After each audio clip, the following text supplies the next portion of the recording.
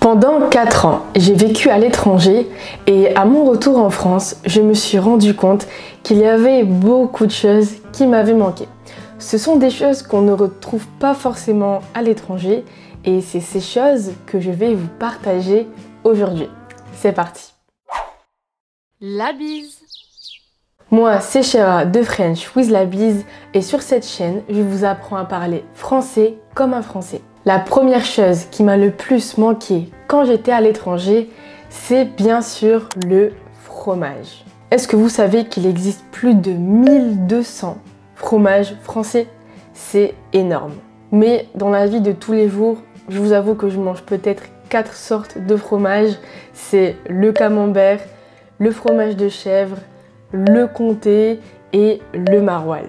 Je pense que vous connaissez tous ces fromages, sauf peut-être le maroilles, parce que le maroilles, c'est un fromage typique du nord de la France. C'est un fromage qui sent très mauvais, donc c'est un fromage qui pue, mais qui est très bon.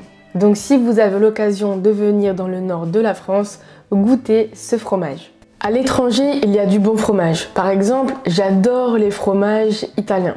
Mais je me souviens que pendant mes études en Chine, c'était presque impossible de trouver du bon fromage. Tout simplement parce que les Chinois ne mangent pas de fromage et n'aiment pas le fromage fort. Donc pour un Français, c'est compliqué de trouver un bon fromage en Chine. Alors qu'en France, on a vraiment beaucoup de choix et en plus, ce n'est pas du tout cher. Donc si vous aimez le fromage, vous allez adorer la France. Ok, on va continuer avec la nourriture. Une autre chose qui m'a manqué, c'est les boulangeries. Est-ce que vous avez remarqué qu'à l'étranger, on peut souvent trouver des French bakery, des boulangeries françaises? Et en général, ces boulangeries ont beaucoup de succès parce qu'on fait vraiment de bonnes choses. Vous pouvez trouver des viennoiseries comme des croissants, des pains au chocolat, des pâtisseries, du bon pain. Perso, à chaque fois que je vais dans une boulangerie, j'ai envie de tout acheter. Mais ce qui m'a le plus manqué, c'est le bon pain français et les croissants. Je pense vraiment que les Français sont hyper forts pour ça. Bon, on va arrêter de parler de nourriture parce que je commence à avoir faim. On va parler de quelque chose de très français aussi, c'est l'art de vivre.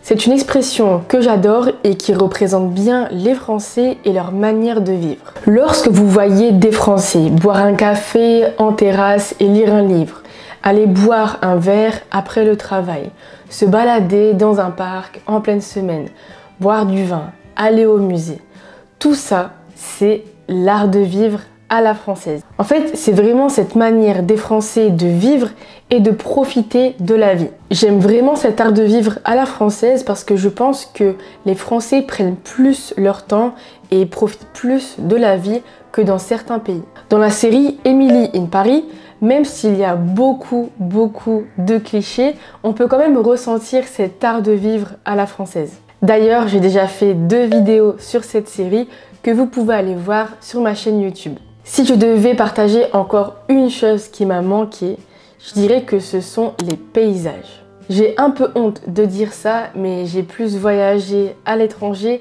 que dans mon propre pays. Et c'est vraiment dommage parce que je trouve que la France est un pays magnifique. Chaque ville a sa propre histoire et sa propre architecture. Si vous allez par exemple dans le nord de la France, ensuite à Paris et ensuite dans le sud de la France, vous allez voir que ce sont des paysages, des styles très différents.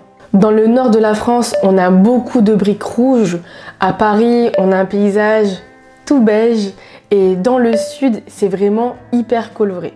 En plus de ça, les gens sont différents, les accents sont différents. Vous pouvez trouver des spécialités dans le nord de la France que vous n'allez pas trouver dans le sud par exemple. Et c'est pour ça que la France est un pays très intéressant à découvrir, à visiter. Voilà, c'est tout pour aujourd'hui. Je pense que ce serait intéressant de faire une vidéo sur les choses qui ne m'ont pas manqué en France. Dites-moi en commentaire si ça vous intéresse. En attendant, n'oubliez pas de vous abonner à la chaîne pour ne pas manquer les nouvelles vidéos. Et je vous dis à bientôt, la bise!